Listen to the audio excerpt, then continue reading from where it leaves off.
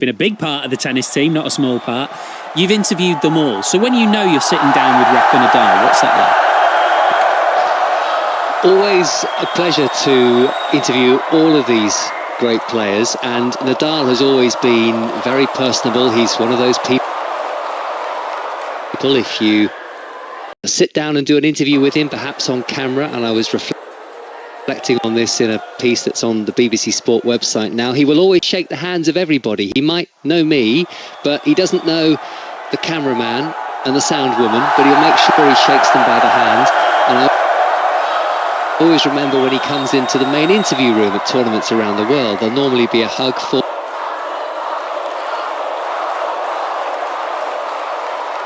stenographers who are busy transcribing his thoughts. So he's very warm in a situation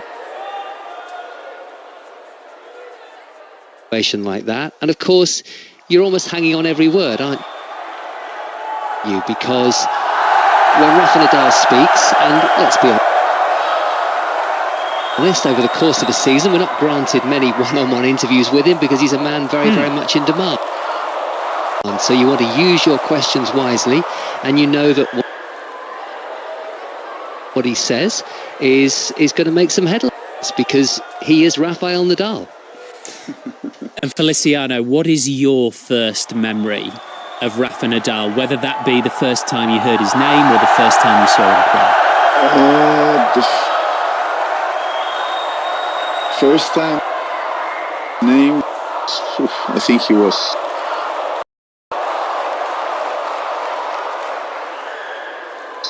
12 years old or 13 years old. There was this rumor in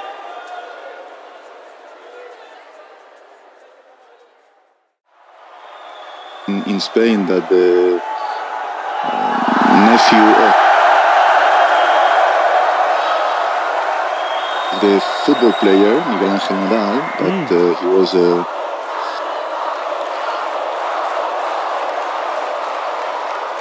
he was playing for Barca, and he was also playing for our national team at that time. There was this rumor that his kid Mallorca, that he's related to the Nadal family, and that he was a great player for his age. But the first time I saw him was in Seville. We both went to play a challenger in Seville.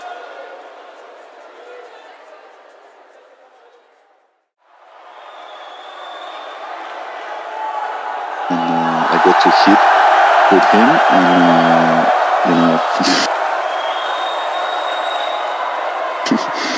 I was the intensity he was putting in every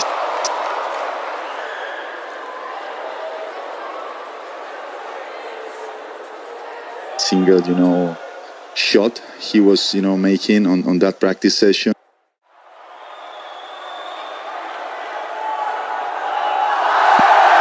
It was very surprising to see a 15 or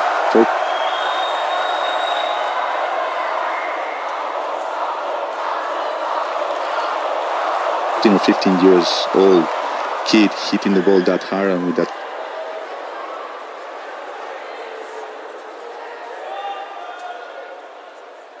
kind of intensity and focus also that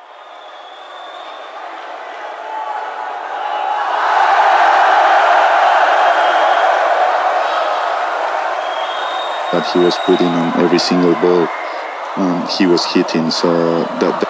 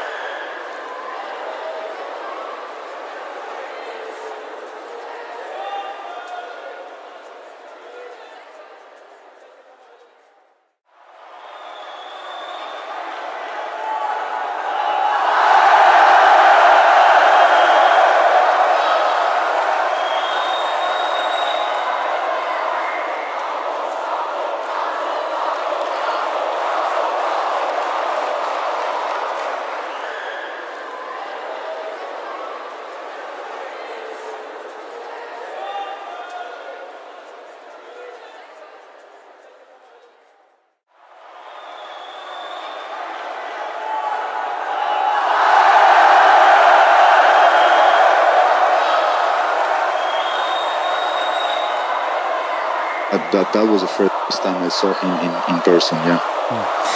Thank you both so much, Feliciano Lopez and correspondent Russell Fuller. I think it's fair to say at some point soon we'll be doing something much bigger on the retirement of Rafael Nadal, which will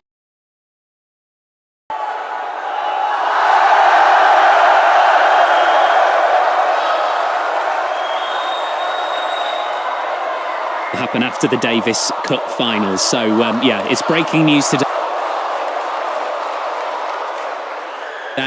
and obviously something we will be more to come, I have no.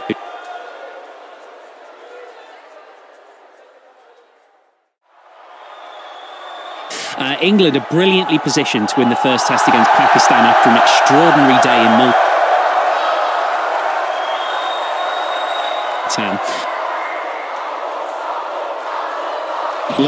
Yeah, it's been tough. That fielding as well. First innings was a long old stint, 150 overs in that heat. I can't imagine what the bowlers felt like after. To be batting in that heat as well with gear on, it was tough. But like I said, I just tried to cash in as much as I could.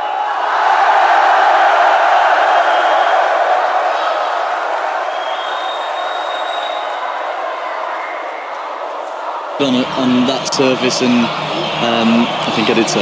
That's Harry Brooks speaking to Simon Mann, and we will hear from Joe Root shortly. Let's bring in our correspondent, Jonathan Ag. Yes, good evening to you. Why don't we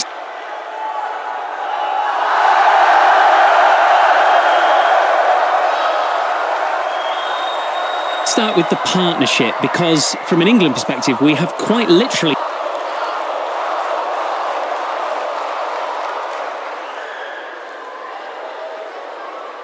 never seen anything like that before. No, we haven't. Absolute record.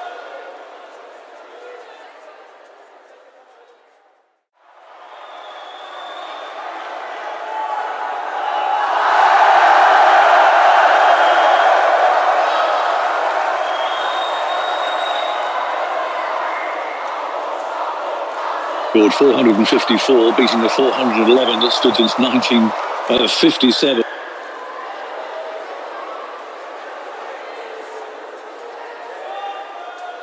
And I think what's most, well, there are two things that are remarkable about it, really.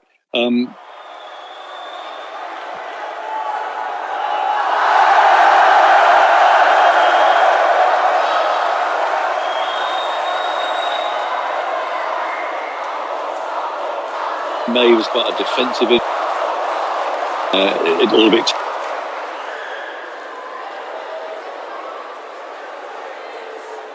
Technical in those days, you could just pad a ball away with you, and actually brought about a change in the law. So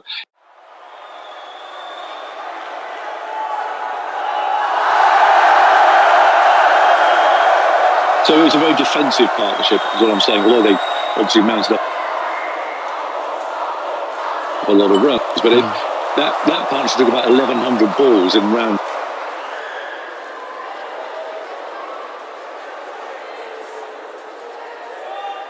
Figures, this one that broke it, and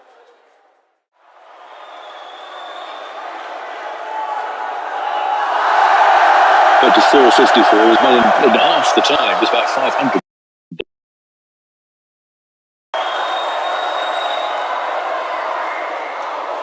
Rate in which these two were scoring. In Root's case, not really looking like it, which showed, again, it really emphasised.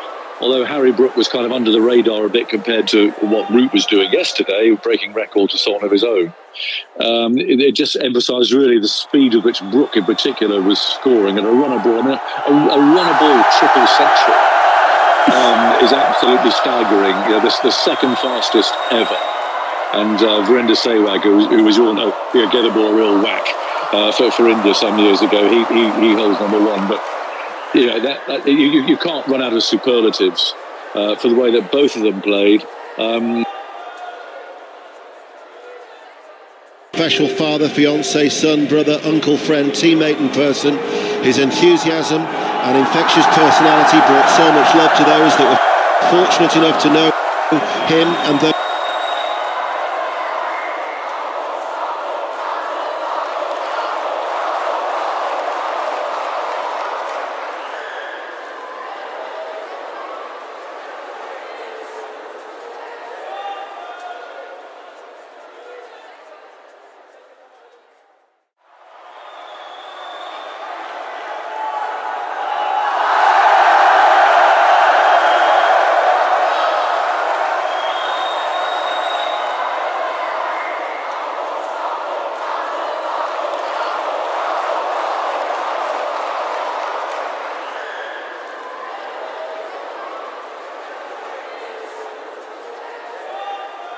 those that adored him from the stands. He'll be forever cherished. That special memories we have of you and will continue to live on in your beautiful son. He was due to fly home today for us to celebrate his first birthday together, but instead we mourn your loss. As now his former Greek teammates will stand for the national anthem, and I'm sure that George Baldock will be very much in their thoughts.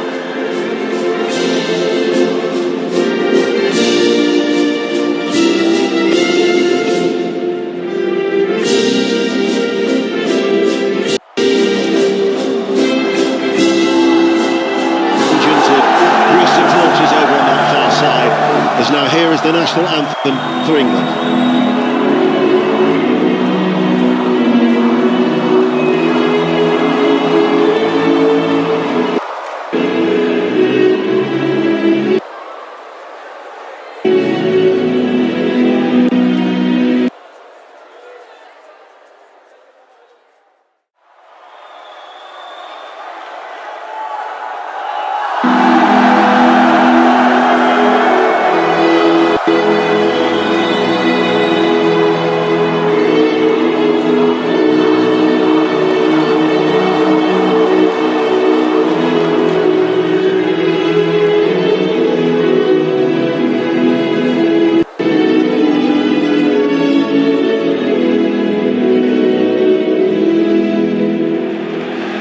72 times John Stones has stood in an England starting 11, but tonight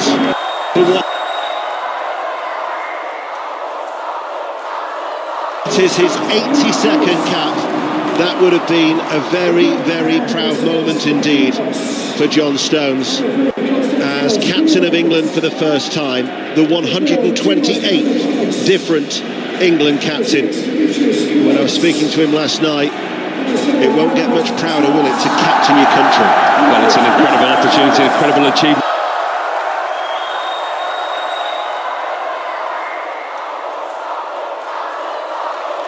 To get to the pinnacle, something that I and many others weren't fortunate enough to do, but to be the captain.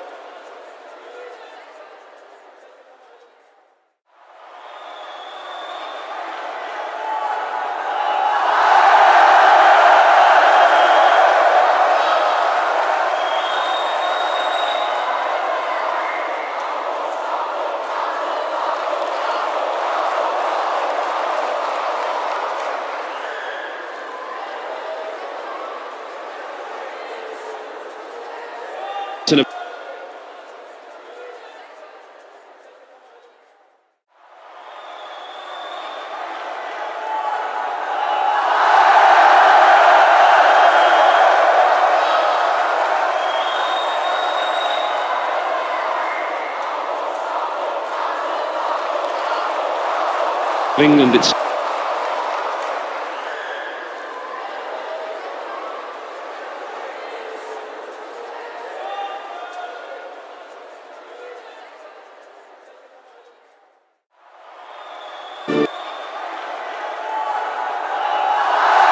Bakasetas, Kouroubalis, Masaunas, Pavlidis and Solis complete their side.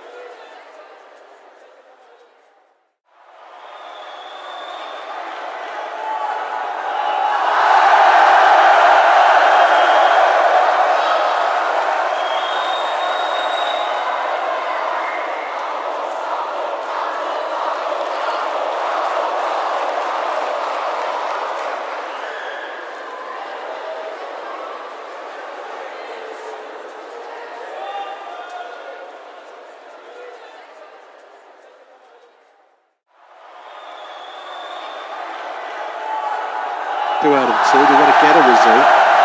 We've had chances at either end. I don't think it was a foul on Bellingham, if I'm being honest. Yes, I don't think Corbella's got much of the ball, but I think Bellingham just wanted the free kick and collapsed.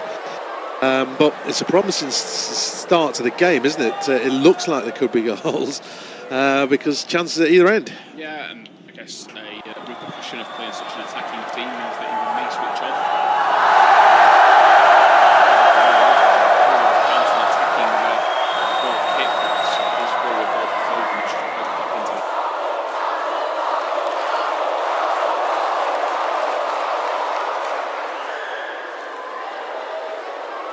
the hands of Baldock, who dives in possession, so almost got 2 full.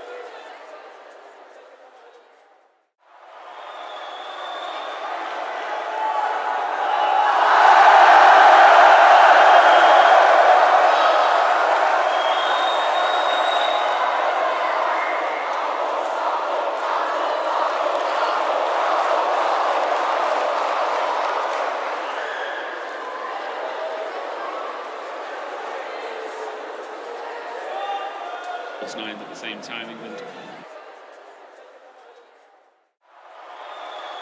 Who if it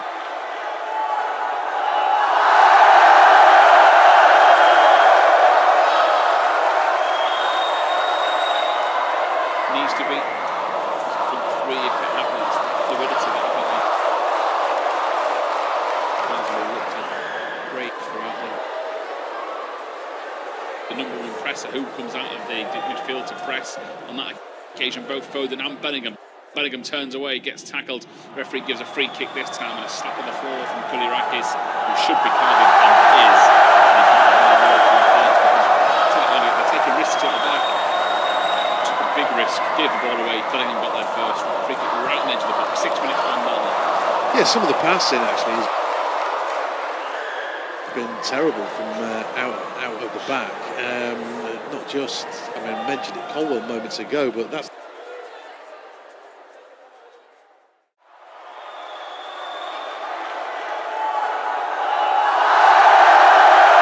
the first time Greece have gone that way. The last England did so.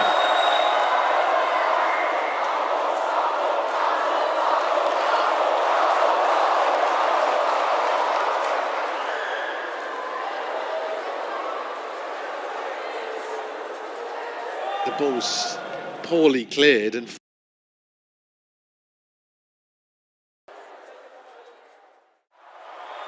Foden's almost collecting it in the D unmarked. It was just too far ahead of him.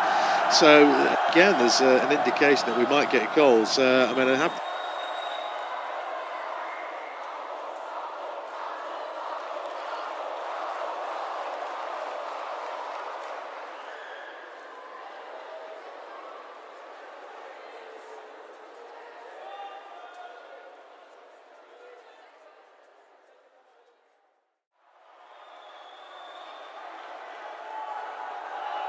apologise. I thought Bellingham was playing alongside Rice, but it seems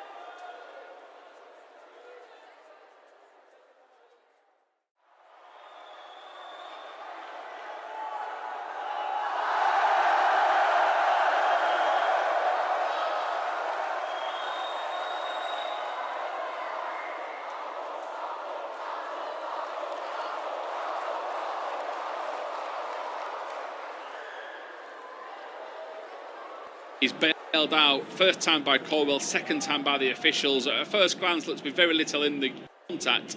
It is offside, and the call is on the money, and England get away with it, 0-0. Yeah, again, it's panic stations, and it's really panic stations for Gordon Pickford, because he came for the first corner, and he's kind of star jumping because he's not going to get there. It was only partially cleared. Headed back in, and he tried to punch it away. He's beaten to it. I mean, he's using his hands. I think he's missed his punch. And it's headed into the back of the net by Mavropanos, but no doubt about it, it was offside. But I mean, you've got 3 defensive players out of 11, out of 10 outfield players, and Pickford started shockingly, really. And England have just given it away again. Yeah, Paul.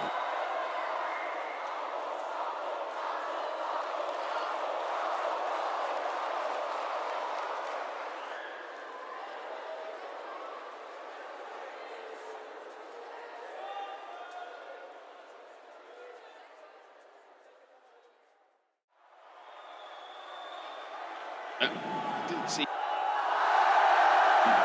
a high, but I don't actually think he touches him in the air, Declan Rice. It's more the standing leg that clips it. Of course, the midfielder for Greece is going to gesture that he had his leg taken off. It's still 12 minutes, but Lee Carter's coming back to his bench, been making notes on an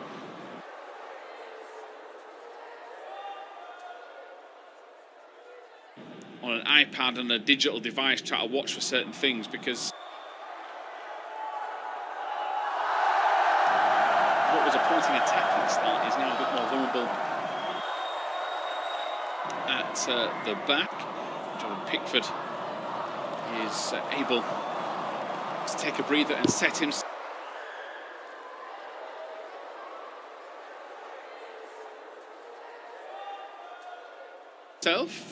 as Anthony Gordon is going to make way on the far side, just because he needs to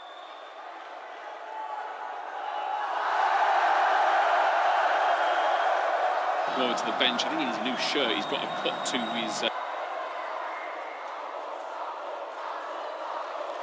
nose. Whether Gordon was involved in that far post melee and pushing and shoving match, but he's off the pitch now. England down to 10. 12.5 minutes gone as Greece prepare to swing the ball in, and it is going to be played in left-footed all the way through to the hands of Jordan Pickford, who just after a really panicked few minutes, that is exactly what he would order. A simple catch, a shocking ball in from Greece. They've got to be better there, really. You've put them under pressure.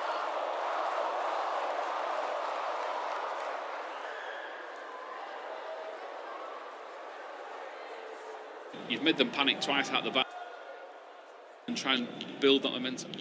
Yeah, I mean, the Derby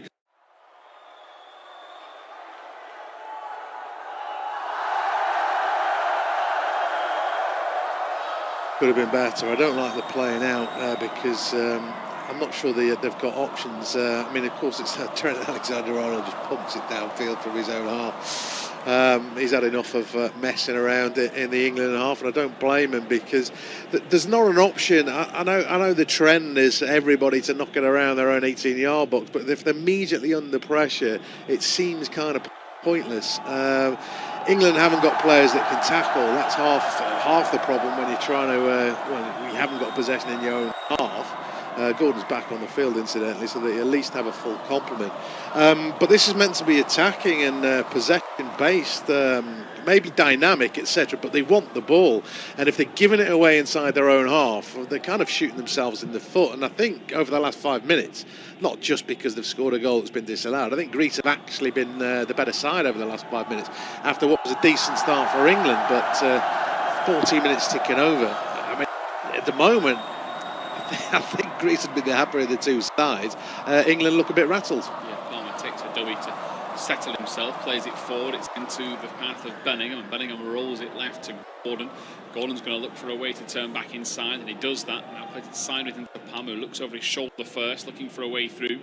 Alexander-Arnold had set off too early. Palmer again just checks his run, looking for an angle. Stones goes and finds Saka, his first touch for a long while, if not the game. Kyle Saka, back from Stones. He goes back to Palmer, who's very close quarters. Declan Rice is quite high up the pitch. He's the wrong side of the Greece man in case they counter. Greece swarm Anthony Gordon, give away a free kick. 14.5 gone. England 0, Greece 0. And yeah, you meant the point right at the start. If you are Dominic Solanke or Ollie Watkins, you're quite annoyed that you get a rare chance to start for your country, especially Dominic Solanke. I do wonder if this continues, they'll have a go here as Saka gets the ball from Foden, quick taking free kicks. It's ball in Paul, and Greece with good communication can play it out from the back and bring it away with Rutter. He goes back to centre half Mavropanos. Could have had a goal, but for the offside a few.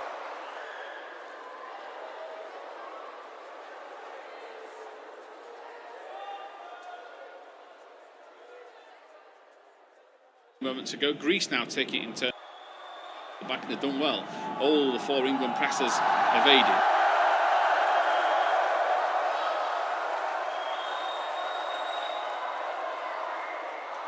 And now a free kick given away by Bukayo Saka, who's in a heap on the floor. He's come off second best.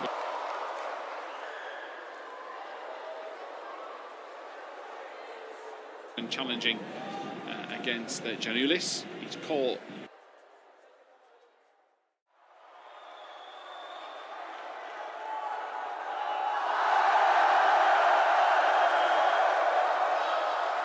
Kicked by the left back while trying to pressurise. I don't think there's much in it.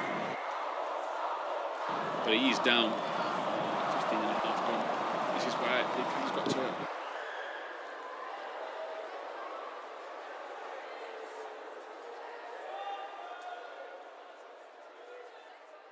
earn his money, to make a few tweaks and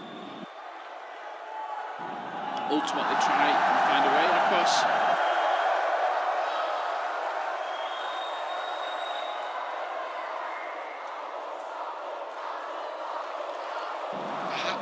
to show that initiative.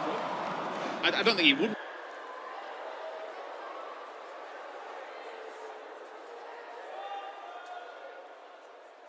make a change, but if you really wanted to get, I think what you're saying is either change your tactic or move the person. Yeah, I mean, it's too early to make a change, I reckon. You're not really giving them much of a chance. I mean, I didn't think that was a foul from Saka there, actually.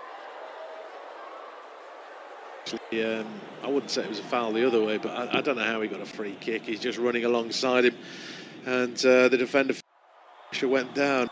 Trent Alexander-Arnold goes over the top. Jude Bellingham's in behind, but to the right, needs support. Yeah, Bellingham has a couple of players queuing up, but now he decides to go on his own, right-footed, twists, turns, goes for goal across the face towards Gordon, but he's got his target wrong. He just maybe leant back a little bit.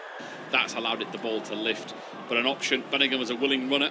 Of course, he plays as a 10 for Real Madrid, so perhaps Greece got caught napping there. It is something a bit different. Perhaps that's the Rob, that naturally he makes those runs a bit better than Phil Foden does, but it looked quite natural. It was a case of people tracking, and in fairness to Phil Foden, he ran from number 10 to left back to cover. We need a new ball at Wembley, which of all places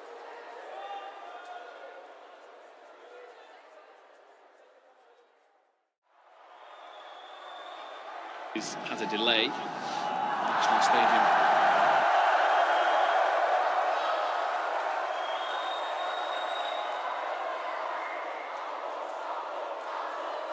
Perhaps a bit lazy there as the throw more eventually be taken by the Greek fullback Rafael. He goes quite sharp to the first.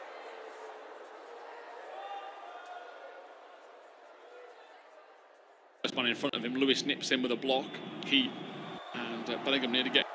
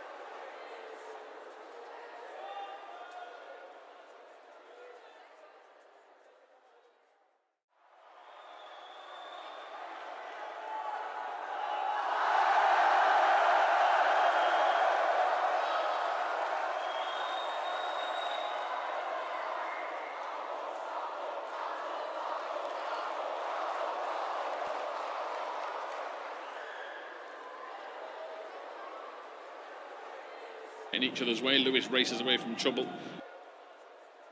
Left back himself, and he plays the ball across into Foden. Foden to Colwell. And England have beaten the press originally. Stones into Foden. It's all close quarter football from England. It's risky. Adam Reynolds was attending either Foden or Rice. Eventually reaches Bellingham, and he will drive forward the former Borussia Dortmund, current Real Madrid man, out to Gordon. He's hugging the touchline. He just checks his run. Again, Declan Rice is really on the attack to see. He's supposed to be the last line of defence. Now he drops deeper and rolls across to Stones. The England skipper, 20 minutes gone, gets it out wide to Saka. And Saka rolls it back to John Stones in England. Maybe just taking this thing out of the game a little bit, Rob. Perhaps alluding to more what you wanted to do. As I say, that commentator's curse, because Colwell gives it away looking for a pass. Foden and Palmer dive on the loose ball. Now Alexander-Arnold gives it away, and now Greece can counter. It's a 3-on-3. Greece are quick enough, and the visiting team have Alexander-Arnold to beat. Into the box, Greece come.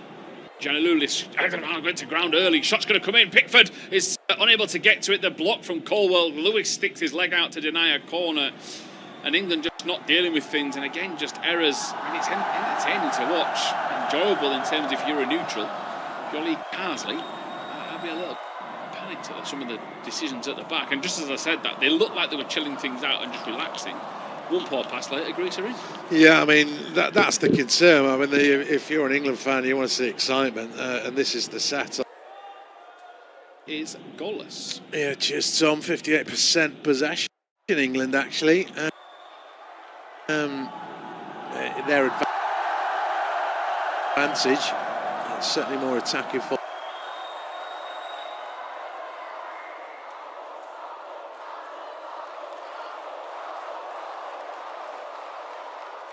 Formation than perhaps we saw in his first two games. Obviously, it only recently.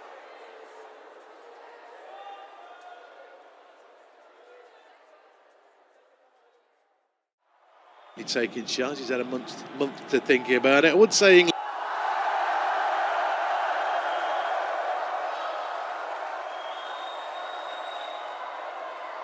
laboured in those victories. Yes, they were comfortable enough.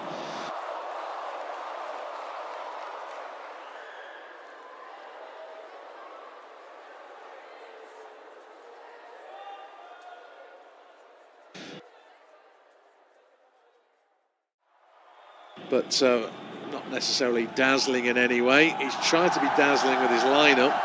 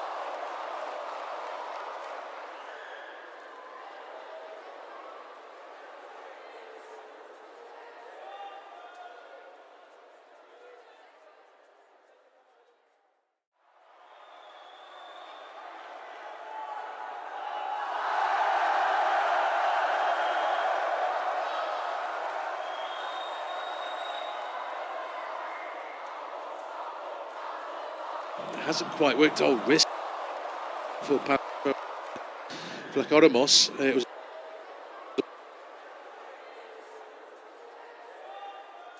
almost intercepted by Saka. Greece are under pressure again. They've gone back to the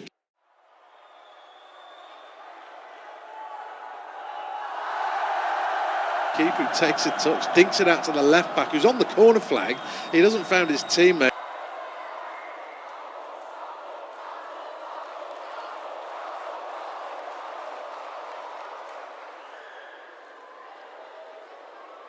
thought Giannoulis was going to do with that ball. It's gone out of play for.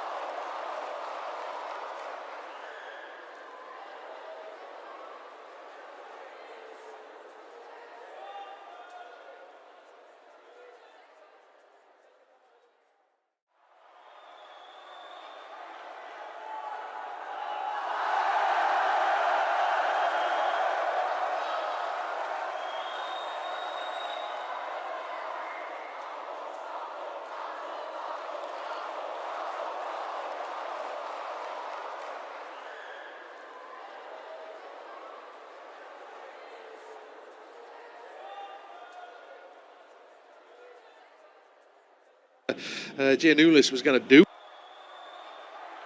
with that ball. It's got play for a throw-in.